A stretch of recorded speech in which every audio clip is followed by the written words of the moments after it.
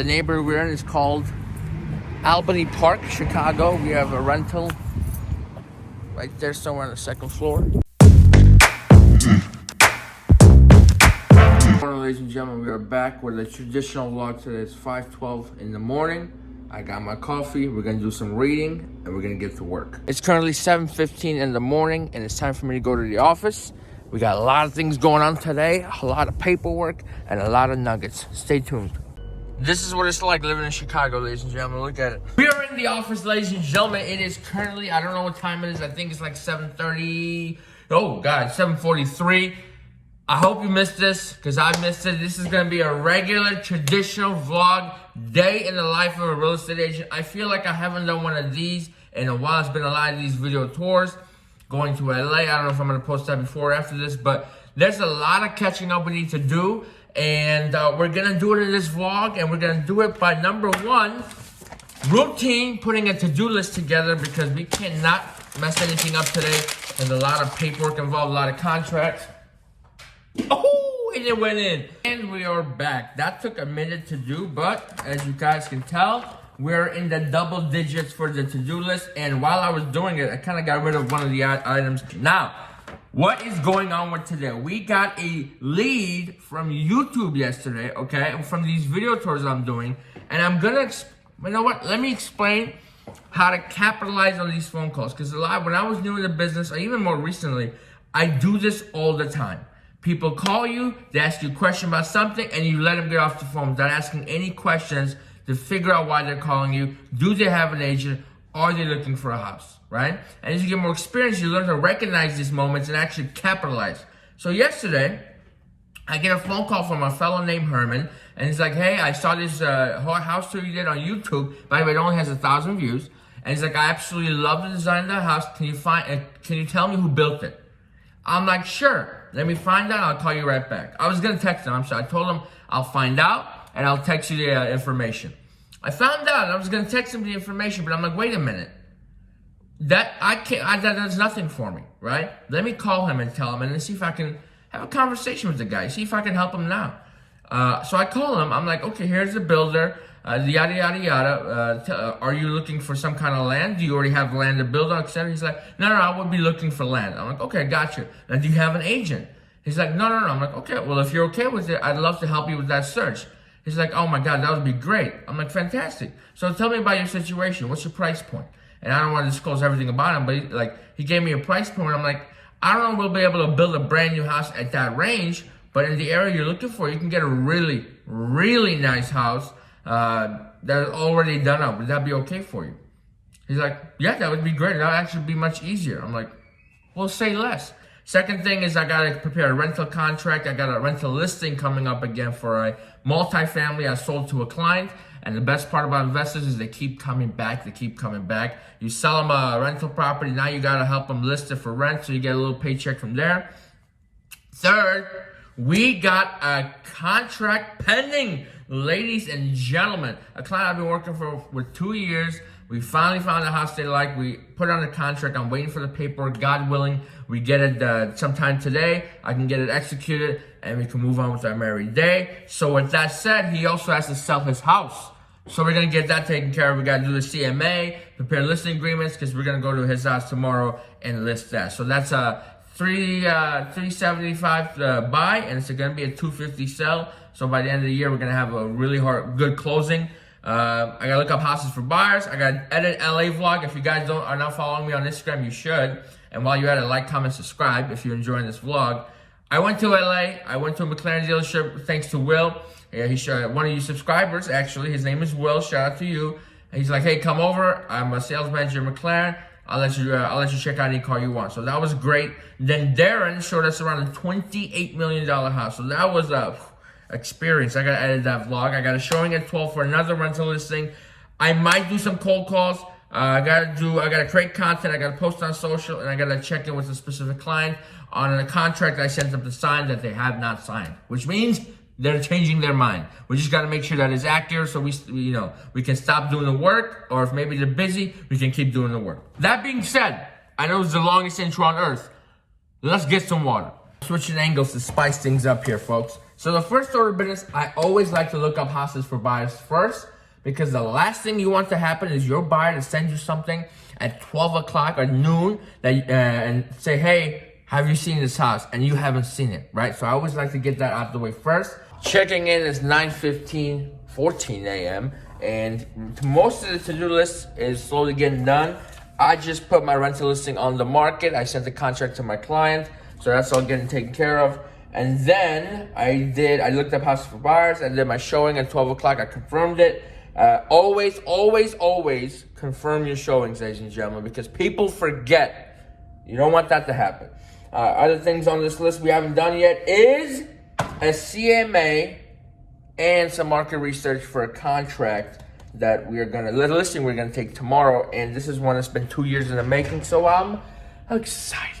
All right, so it's 9:48 a.m. I'm in the process of finishing the CMA for listing tomorrow, and I randomly chose I had an idea what the price point was gonna be. So mostly the comps was to confirm the range I'm looking for, and our list price is gonna be $250, but I believe the property is worth between $235 and $245. But here's why I'm not listing at $245. I'm not listing at $240. At $250, right? You're getting access to two different price points, so that's huge. It's like when people are looking at between 200 and 250, it's a huge bracket, right? No one's really looking from 200 to 240. So why not just go to 250 and give yourself that room to negotiate? Generally, I don't like to go high, but this is one of those unique circumstances where you kind of have to bend the norm because it makes sense. So here's what I do with these CMAs, right? As you can tell, I got all the comps I need, right? I'm gonna email them a version where it has all the photos. If they have time, they can feel free to have a look. In my version, all we're gonna look at is the numbers, right? And I'm gonna go through and I'm gonna circle, highlight, and take some notes at the bottom. So when I'm presenting these comps, I myself know what to point out, right? And the way I'm gonna explain it to this client, and the way you wanna pitch it, if you're listing a home, it's all about setting the right expectations, right? The last thing you wanna do is tell somebody their house is worth $250, and then 3 weeks down the road, tell them, you know what? Now we gotta lower the price 10 grand to $240. They'll hate you because to them, you're like, well, you told me it was $250 3 weeks ago. How does that make any sense? It doesn't. So when I go in tomorrow, I'm like, look, I believe the house is worth between $235, $245. Let's try the $250. I think it's a great price point to start. And then we are going to basically look at what the market's telling us. Right now, we have 3 active homes. They're all under contract, so you'll be the only listing. I'm hoping that gets us everything we need to get some multiple offers and get it sold on the higher end of that price point, which is $245. And if it doesn't work out, I'll be ready to sell this house for $235 because that's also a possibility. That way, if let's say 3 weeks goes by, we have no offers, right? We have a few showings, no offers. I'm gonna call and be like, hey, yo, Frank, as I told you, looks like $245 at the high end is not working out for us. We got to come back to $239 and bag and tag this deal. And he's going to say, okay, cool. You're right. Because I have set the expectation. That is huge. That's where I made a huge mistake when I was starting out, is not setting the proper expectations, right? I will, of course, tell them the price that I think it's worth, but then I won't really explain why I think it's worth or like what could happen in 2 weeks if I'm wrong. That's pretty much all we're gonna do. Let me take my notes. And we actually have gotten a bunch of rental leads today for both the listing I just put up and then another rental listing I have from another investor. So these are actually great because what happens is, I would say 80% of the time they don't have an agent. So you keep a whole first month's rent. And this one's rented for the commission on this one was $1,000. The other one's $800. So rent both places out. Takes me 5 days worth of work. You make quick $1,800, easy money. Pay your car, whatever you want to do. Move on with your life. So it's rentals, especially in Chicago. Gravy. Switching angles, and I'm gonna check in. It's currently 11:00. Oh, let me pause that music. Oh, last thing I need is a copyright strike because the last time I got one, the views dropped. By the way, if you're enjoying this vlog so far, please hit the like button. Here's what's going on. I did the CMA. Now we're gonna look up some information for that new buyer client I got from YouTube. So shout out to him. And we have showings at 12 o'clock. It's currently 11:09. We have showings between 1:15 to 1:45. And then we have showings again at 2:30. Now let's talk about cold calling very briefly because I'm not doing it as consistently, and not because like I can't or anything like that. I got time. Don't get it twisted. It's just I'm trying to focus on capitalizing on my strengths instead of my weaknesses. And I think cold calling would definitely be a weakness of mine because I don't enjoy it for 1 second.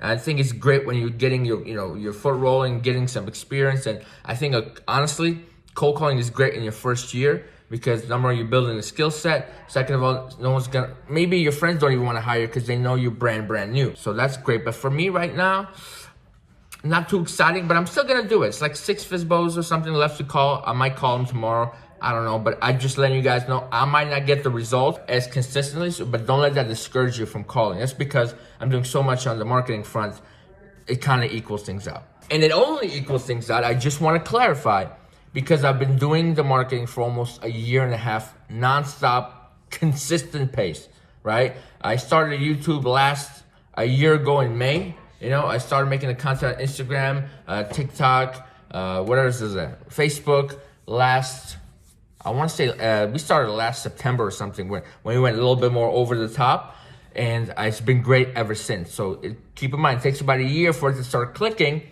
so now you're getting business. And in that year, you got to figure out how to make money. So that's where the cold calling comes in. Because at the end of the day, you can't build a business that relies on you having to sit here and cold call. You got to have some kind of a system or base, everything like, because all those big brands, they don't cold call, right? But they always started cold calling. So that's my little rant on the calls. Well, a couple things just happened out of the blue. Number one, I never told you guys, the deal I've been telling you about with the appraisers, things going wrong, the obstacles we had to overcome. Literally the only deal I had in November that was going to pay out somewhere in the realm of $8,000 net to my pocket, got postponed. It almost fell apart, but because we got over all the hurdles, the one thing that was left behind that caused a 6 to 8 week delay, the extension was just approved. So, I'm sure in 6 to 8 weeks we'll have a new load of problems, but we'll deal with it when we get there. So that's news number one. News number two, 12 o'clock showing just canceled. So that's fantastic because it's currently 11:15, and that gives me enough time to do the work I need to do for this new client and get some work done on the content front. Oh my goodness, time is getting away from me, ladies and gentlemen. It is 12:45 p.m. and it's time and within 3 minutes I gotta be out the door and head over to my showing. We got one at 1:15, another one at 1:30, and then one at 2:30. So it's gonna be a good time. In the meantime, I'm here with Danny. You guys may have seen him in the most recent trailer vlog I did. And he has this picture that I took, a phenomenal photo, right? And we can't come up with a caption. And I figured, why not hop on here and explain the importance of captions? Because a photo is great, right? But people are going to judge just right off the top. If they see the photo, you might look like a douchebag, or maybe that's not the vibe they're going for, right? But the caption, ladies and gentlemen, gives you an opportunity to sell them. It's a second chance if the first one didn't work. And if the first one worked, it's a way to sell them even more. Right, get them to like you even more because the caption is relatable, right? It's funny, it's catchy, whatever the case is. So that's what I'm helping them with, and it's a lot harder than you think. So I'm on my way to my showing, and I just got the most bizarre thing in the world happen to me. My client, a listing I just had, I took it off the market because it wasn't selling, just called me. He's like, I want to get your thoughts on something. I got this Polish lady, and I want to have her list my house. What do you think? I'm just like, you're going to list the unit again? I mean, God, it's going to break my heart. He's like, I know, but she's charging 4%. She's going to say this and the other. And I'm sitting here, I'm like, I mean, low-key, that's a really good deal. So I figured I'd hop on and just kind of talk to you guys about that. You got to respect the level of commitment, honestly. This client is not saying, hey, I'm undercutting you. He's saying, hey, look, this person's giving me a really good deal. I just want to try it, but you're still my go-to guy. That's the vibe that I got from it. I mean, that actually made me feel good. You gotta look out for your client's best interest. I was like, hey, man, if she's gonna stage it for you and you only charge 4%, you gotta take the deal. And I think it's moments like this where you can't always try to be convincing people to work with you. Sometimes by saying no, by saying, hey, yeah, that's all good, no worries here, it actually helps you more than it hurts you. So that's the little lesson of the day. Now, I'm almost late to the showing, so let me let you go. All right, we are done with the showings. It's 1:42. We got lucky where both showings were literally on the same street, 3 houses from each other. So the situation was, one house we're asking $265, very well updated, got all the finishes you need. And then the second house was the $260, It was garbage. You had to put 50 grand into it. There goes the logic of a sell. Like, how do you price your house at 260 when the competition is better than you at 265? Come on, folks. Now, here's what we got. They actually like it. We're gonna be putting in an offer. I gotta go home. I gotta run some numbers. I gotta see what a good price is in this competitive market, and then get it bagged and tagged. Hopefully, close it before the end of the year so we can count it for our books for the 100K goal. Funny enough, this rental listing I'm going to was actually a referral from the client who just called me telling me he wants to hire another agent. Small world, ladies and gentlemen. Don't burn no bridges is the moral of the story. Don't ever burn no bridges. I don't know if you realize it, but I haven't had lunch yet, folks. We've been working. I'm running on 3.5 hours of sleep. I feel like Superman on steroids, all right? And I still haven't had food. Imagine what happens when I eat. All right, we are officially in the city. The neighborhood we're in is called Albany Park, Chicago. We have a rental right there somewhere on the second floor. And the client should be here eventually. I don't know what they look like, but I'm gonna text them right now. I'm upstairs. I'm gonna wait up there because it's cold, ladies and gentlemen. It is 3:03 p.m. I still have not had any type of calorie go in my system. I might just die, but this is a condo. Renter showed up. Kind of suspicious character, but you know what? You don't ever judge a book by the cover. Let's see what the background and credit check comes up with. And as long as everything is clean, who am I to judge? And while I was here, you guys remember on the to-do list, I had create content and post something. Well, I just created some fire content for TikTok that's also transferable to Instagram. So if you follow me on those platforms, you should be, number one. If you're not, go check it out. I post a lot of cool trailers to these long-form vlogs you're seeing on YouTube. I post like 1-minute trailers to those on my shorter on Instagram and TikTok. So go check it out and let me know what you think. Sometimes with these TikToks, it's the simple things, all right, that's gonna go viral because nobody has time to sit there and get all deep conversational with it, right? You gotta be simple, to the point, make it funny, and you're off to the races. We're gonna walk in the middle of the road because you know what? We're realtors. We have rights, whatever the case is. All right, we're going to the office. We got 2 things on the books. Number 1, it appears, the 3 things on the book. It appears the lead we got from YouTube, there's some miscommunication. I think he's referring to a $5 million house that he wants to build for $650,000. So we're gonna have to see if we're on the same page for that, because that's just not gonna happen. That's one. Second of all, I gotta get to the office and prepare an offer for the client I just showed a few minutes ago. So that's another one.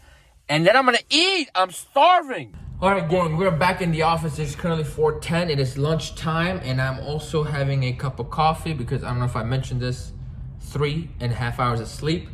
We gotta run a quick CMA and see what this house we just showed is worth, and put the offer in. That's it. We are checking in late night. It's 6:18 p.m. We are still here. We're grinding it out. We just submitted one offer, got it signed, sealed, delivered, sent it out to the buyer's agent, to the listing agent.